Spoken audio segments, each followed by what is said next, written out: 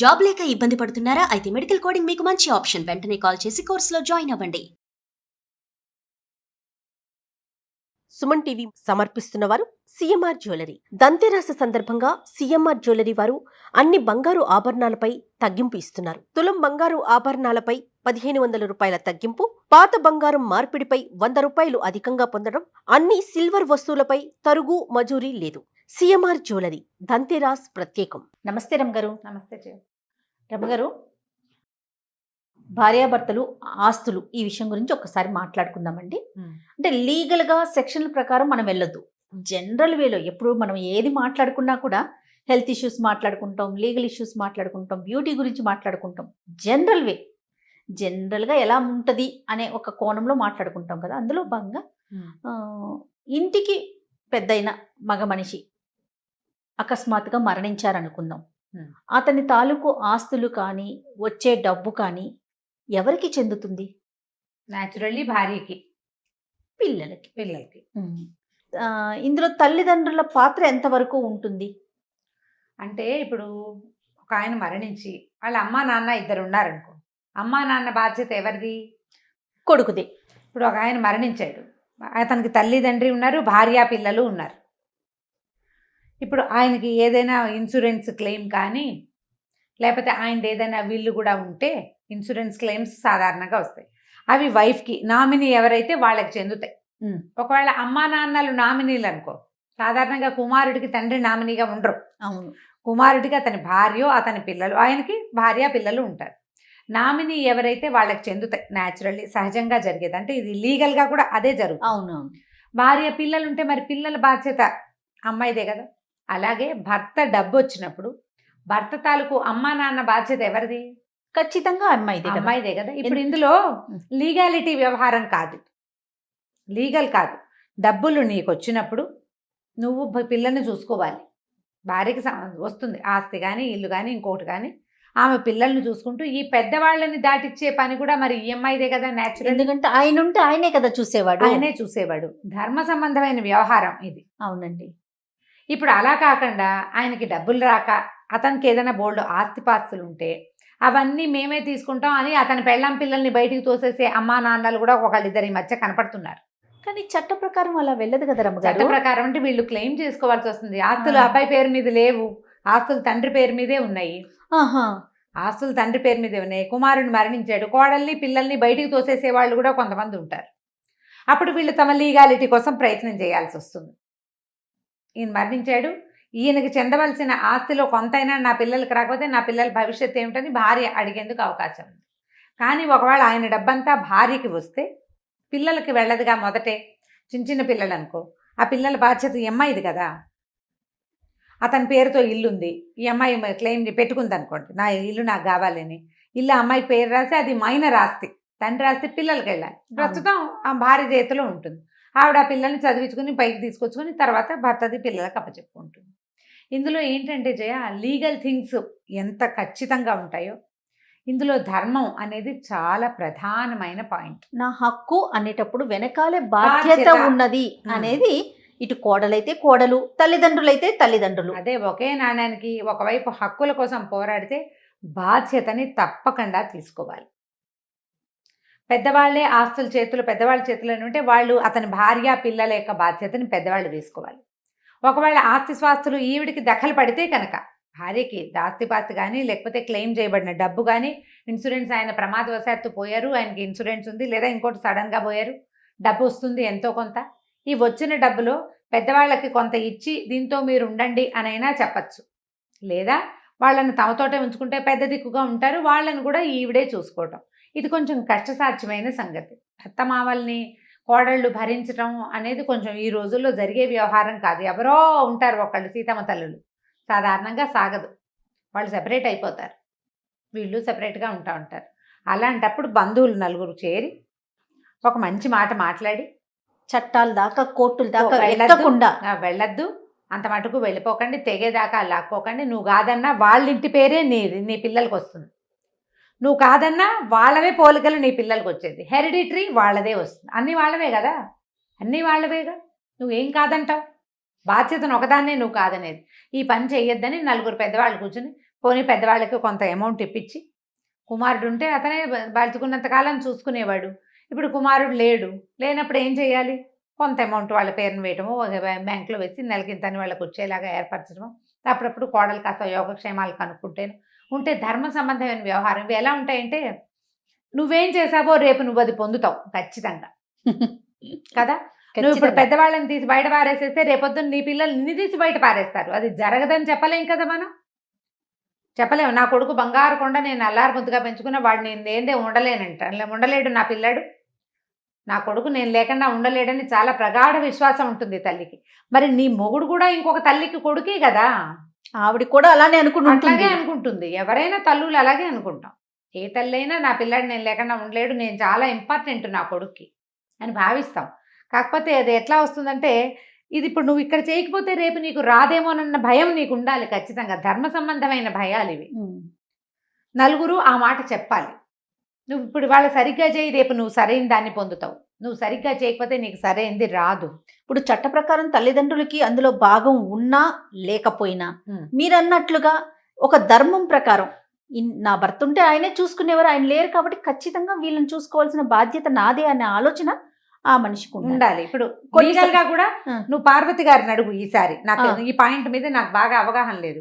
ఇప్పుడు ఒక అతను మరణించి అతనికి 50 లక్షలు 1 కోటి రూపాయలు వస్తే అదంతా భార్య పిల్లలకైనా అతని బాధ్యత అయిన అమ్మా నాన్నకి కూడా కొంత ఇస్తారా అనేది లీగల్ పరంగా తప్పకుండా లీగల్ పరంగా అడగాలి.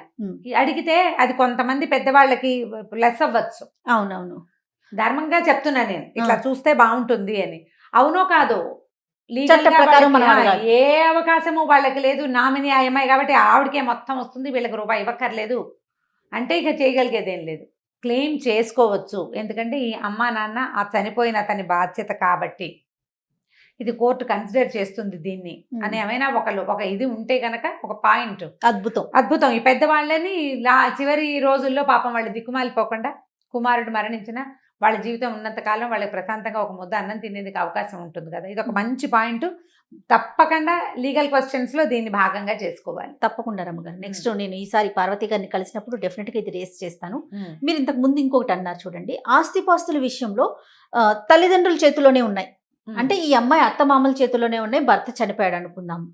అలాంటప్పుడు కొంతమంది ఎలా ఉంటారంటే రమ్మగారు, ఈ అమ్మాయి చిన్నదైనా పెద్దదైనా చచ్చినట్టు మా దగ్గరే ఉండాలి, ఉంటేనే రేపటి రోజున నీ పిల్లలకి ఇస్తాం, అంతే తప్ప తన కొత్త జీవితాన్ని కోరుకోవటం కానీ లేకపోతే తన పుట్టింటికి వెళ్ళి ఉండటానికి కానీ అవకాశాలు కల్పించరండి ఎవరు. కేవలం ఈ ఆస్తుల కోసమే అత్తమామలతో వాళ్ళు పెట్టే బాధలు పడుతూ కూడా చాలా మంది ఉంటారు. మరి ఇప్పుడు ఆస్తి అంతా వాళ్ళ చేతిలో ఉంటుంది. ఈ అమ్మాయికి ఇంకో కొత్త తన జీవితంలో తను ముందుకెళ్లేందుకు గానీ దానికి గానీ అవకాశం ఇవ్వరండి. ఇవ్వకుండా ఈ ఆస్తి కోసం ఆ పని చేస్తూ పని మనిషిలాగా కోడలు ఉంటుంది. పిల్లలు తమ దగ్గరే ఉండాలని భావిస్తారు. మానవులు తమ దగ్గరే ఉండాలి అని.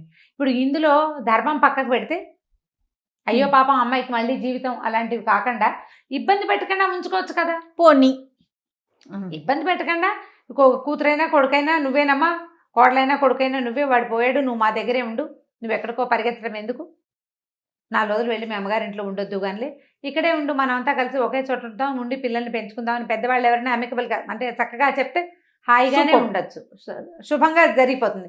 ఇవ్వలేదనుకో ఈ అమ్మాయి ఏం చేస్తుంది, ఇంకా 4 రోజులు చూసి వీళ్ళతో గోల పడలేక ఏ పుట్టింటికో ఏ ఫ్రెండ్స్నో ఎవరినో ఆశ్రయించి మళ్ళీ లీగల్గా ప్రొసీడ్ అవుతానంటుంది.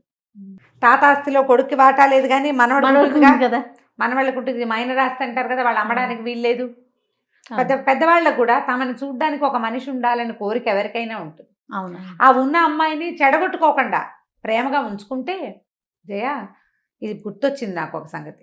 చాలా రోజుల క్రితము కొంచెం మాకు దగ్గరలో ఒక ఫ్యామిలీ ఉండేవాళ్ళు, ఎక్కువ రోజులు లేరు. వాళ్ళ ఇంట్లో అమ్మాయి అంటే నేను వాళ్ళ అమ్మాయి అనుకున్నా, అమ్మాయి కాదు వాళ్ళ కోడలు. అబ్బాయి మరణిస్తే వాళ్ళు 4-5 సంవత్సరాలు ఆ పిల్లని తమ దగ్గరే ఉంచుకుని పోస్ట్ గ్రాడ్యుయేషన్ చేయించి ఆ అమ్మాయి ఉద్యోగం చేసేది. ఒక పిల్లాడు ఉన్నాడు, పెళ్ళైన ఏడాదికే పిల్లాడు పుట్టాడు, 3వ ఏటో ఎప్పుడో భర్త పోయాడు. వాళ్ళ కూతురు మనవడు అనుకున్నాను నేను. ఎక్కువ రోజులు లేరు, చాలా కొద్ది రోజులు ఉన్నారు. పెళ్లి చేశారు ఆ అమ్మాయికి ఆఫీస్లో అబ్బాయితోటి. ఎంత మంచి మనసు. కానీ అమ్మాయి మమ్మీ డాడీ అనేది అమ్మ నాన్న అనుకున్నా నేను. ఒక 5-6 సంవత్సరాల తర్వాత శుభ్రంగా పెళ్లి చేసేసారు. ఆ పిల్లని వీళ్ళే అట్టు పెట్టుకున్నారు. పిల్లవాడు అమ్మ తాత అవ్వ దగ్గర అలాంటి వాళ్ళు ఉన్నారండి, ఉన్నారు, మంచి వాళ్ళు, మంచి మనసున్న వాళ్ళు. ఉమ్, అమ్మాయికి అమ్మాయి ఒక జీవితాన్ని ఇచ్చారు కదా ఇచ్చారు. మళ్ళీ. తమ పిల్లాడికి మనవడికి ఫుల్ సెక్యూరిటీ తమ ఉంటారు, అమ్మాయి భర్త కూడా ఉంటారు. తర్వాత కూడా ఒకళ్ళు ఇద్దరు పిల్లలు పుట్టారట. నేను ఈ తర్వాత కాలంలో కలవలేదు కానీ వాళ్ళు చేశారు అట్లా. ఆహ్వానించదగ్గ విషయం రమ్మగారు. చాలా మంచిది, అంటే చాలా మెచ్చుకోదగిన విషయం కదా Encourage అదయ్య. చేయాలి ఇలాంటివి. తప్పకుండా ఇలాంటి వాటిని అడ్రస్ చేయాలి, నలుగురికి తెలియచేయాలి. ఇది ఇప్పుడు ద్వితీయ వివాహం చేసుకుంటారా లేదా అనేది ఆడవాళ్ళ ఆసక్తి, వాళ్ళ ఆ సమయంలో వాళ్ళకి కలిగిన ఉద్దేశాలతోటి ఉంటుంది. కానీ తమ కోడలు కుమారుడు మరణించిన తర్వాత ఆ అమ్మాయిని జాగ్రత్తగా చూసుకోవాల్సిన బాధ్యత అత్త మామదే. ఒక్కొక్కళ్ళు ఏం చేస్తారంటే అబ్బాయి ఉండగాను కాల్చుకుంటారు, పోయాక అది కాల్చుకుంటారు. ఇంకా ఎక్కువ అవుతుంది. ఇప్పుడు ఈ ఆస్తిని చూసుకుని అమ్మాయిని బయటికి తోసేసే వాళ్ళు కొంతమంది. ఇప్పుడు ఆస్తిని చూసుకుంటావు, నీకు సపోర్ట్ ఎవరు? కొన్ని కూతుళ్ళు ఉంటే, ఇప్పుడు కూతుళ్ళు అల్లుళ్ళు కూడా పరాయి వాళ్లే కదా, అంతేగా, అల్లుడు పరాయి వాళ్లే కదా. అట్లా చేసేవాళ్ళు ఉన్నారు. కాకపోతే ఏంటంటే ప్రతిసారి ప్రతి న్యాయపరమైన వ్యవహారం, చట్టపరమైన వ్యవహారాల వెనకాల ధర్మ సంబంధమైన కొన్ని వాక్యాలు తప్పకుండా ఉండాలి చేయాలి. అవునండి, ఇది అసలు కరెక్టేనా మనం చేసేది అని ప్రతి వాళ్ళు ఆలోచించుకోవాలి. అత్త మామ ఆలోచించాలి, కోడలు మనవలు కూడా ఆలోచించాలి. ఈ ప్రవర్తన వల్ల మనకేం వస్తుంది, మనం ఏం మిగుల్చుకుంటాం అనేది ఆలోచించాలి. మనం ఏ పని చేస్తున్నా కాన్సిక్వెన్సెస్ ఆలోచిస్తాను చూడు, అవునా? అవునండి, ప్రతి దానికి కాన్సిక్వెన్స్ ఆలోచించాలా. అది ఎక్కడెక్కడికో ఆలోచిస్తాం. ఇప్పుడు ఏం చేస్తాము, ఇక్కడ 1000 రూపాయలు కనుక పెట్టుబడి పెడితే 1500 వస్తుందా, 1000 కూడా పోతుందా అనేది ఆలోచిస్తావు నువ్వు కదా. ఇక్కడ మంచితనం పెడితే ఏం వస్తుంది అనేది ఆలోచించండి. అదే మన పెట్టుబడి. మంచితనమే పెట్టుబడి, సరి అయిన మాటే మన పెట్టుబడి. ఈ పెట్టుబడితోటి మీకు తాత్కాలికంగా ఇవాళ ప్రయోజనం కనపడకపోయినా శాశ్వతమైన ప్రయోజనం తప్పకుండా కనపడుతుంది. ఇది ఈ రోజుల్లో అలాంటివి ఏమి ఉండవండి అంటారు. ఉంటాయి రమ్మగారు, ఈ రోజుల్లో ఉండవు అనుకుందాం, పోనీ ఉండవు లేవనుకుందాం. మనం రోజు టీవీలో పేపర్లో చూస్తాం, ఎవరో పిల్లాడు ఎవరికో తప్పిపోతే ఎక్కడికో వెళ్ళిపోతే అక్కడి నుంచి ఎవరో పట్టుకొచ్చి పిల్లాడిని అప్పచెప్పారు అని. ఇంకా ఉన్నాయిగా అలాంటి మ్యాటర్స్, మరి ఉన్నాయా? ఎవరో యాక్సిడెంట్, ఎవరో ఒక ఆయన హాస్పిటల్ గబగబా ఫోన్ చేశాడు, ఎవరో యాక్సిడెంట్ అయిందంటే ఓ పిల్లాడు ఎవడో పడిపోయాడు అంటే వీడెవడు? ఆ ఫోన్ చేసిన పెద్ద మనిషి ఎవరు? ఈ పడిపోయిన పిల్లాడికి సంబంధించిన వాడు కాదు, యాక్సిడెంట్కి సంబంధించిన వాళ్ళు కాదు. ఒక యాక్సిడెంట్ అయితే గబుక్కున ఆ పడిపోయిన మనిషిని లేవదీయటానికి 5-6 వస్తారు. అంటే అలాంటివి ఇంకా ఉన్నాయా? మంచి మిగిలింది కాబట్టి ఇంకా మనుగడ ఉంది. కాబట్టి ఈ మంచిని మిగుల్చుకునే ప్రయత్నం చేయాలి. ప్రతి చట్టరీత్యా వ్యవహారాల వెనకాల, ఈ ఆస్తిపాస్తుల సంబంధం వెనకాల మనుషులు తమను ప్రశ్నించుకోవాల్సిన ప్రశ్నలు మిగిలి ఉంటాయి. ఎవరిని వాళ్ళు అవి సంధించుకోవాలి. నేను చేసేది కరెక్టేనా, నేను ఇవాళ ఇలా ప్రవర్తిస్తే రేపు నాకు ఇది రాదన్న గ్యారంటీ ఉందా? ఈ ప్రవర్తన నేను ఇవాళ బూమరాంగ్స్ ఇవన్నీ దుష్ప్రవర్తన బూమరాంగ్ లాంటిది. అది ఇట్లా విసిరేమనుకోవచ్చు, అర్ధచంద్రాకారంలో ఉంటుంది. ఇలా విసిరితే రౌండ్గా తిరిగి ఇక్కడికే వస్తుంది. ప్రతి దుష్ప్రవర్తన బూమరాంగే. అంతే. మనం ఇతరుల భావాలకి గౌరవం ఇవ్వం, మనం బాగా గట్టిగా ఉన్న రోజుల్లో. నువ్వు మెత్తబడినప్పుడు నీ భావానికి ఎవ్వడూ విలువివ్వడు. నువ్వు ఇతరుల అవకాశాలు పాడు చేస్తావు నువ్వు గట్టిగా ఉన్నప్పుడు, నువ్వు స్ట్రాంగ్గా ఉన్నప్పుడు, నువ్వు హయ్యర్ పొజిషన్లో ఉన్నప్పుడు. మరి నీకు లోవర్ పొజిషన్ రాదా? ప్రతి సైకిల్ చక్రము కింద మీద అవ్వాల్సిందే కదా. ఇదివరకట్లాగా సంవత్సరాలు లేకపోతే నెక్స్ట్ జన్మ ఇట్లా అంత టైం లేదు. వచ్చే జన్మలో తీర్చుకుంటాం అనుకోవద్దు, మనం ఇప్పుడే అనుభవించాల్సి వస్తాం. కాకపోతే ఏంటంటే మన నిన్నటి ప్రవర్తనే ఇవాళ మన కష్టానికి కారణమైందని గుర్తించలేకపోతాం. మీరు ఆలోచించుకోండి, ఇవాళ మీరు చాలా ఇబ్బంది పడుతుంటే దీనికి 90% చేయాలి. అందరూ కాదు, అందరు అనటానికి వీల్లేదు, 90 కాదు పోనీ 70% పీపుల్ నిన్నటి తప్పిదాలకి ఇవాళ అనుభవిస్తూ ఉంటారు.